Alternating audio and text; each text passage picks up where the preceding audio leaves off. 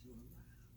He was told to say that he found the rock while hiking and thought it might be a common lunar meteorite and he wanted to verify.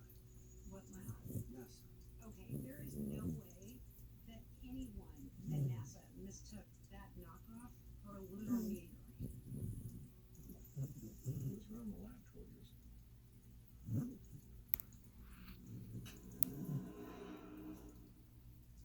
Next time, I'm gonna play you blindfolded. I'd like to see you win every once in a while.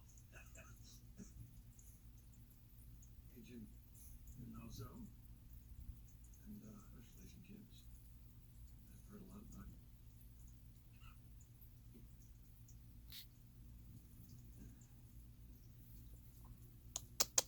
Did you kind of soze us? Can't believe I fell for that. I'm gonna keep this Hubble pen. Look at this guy.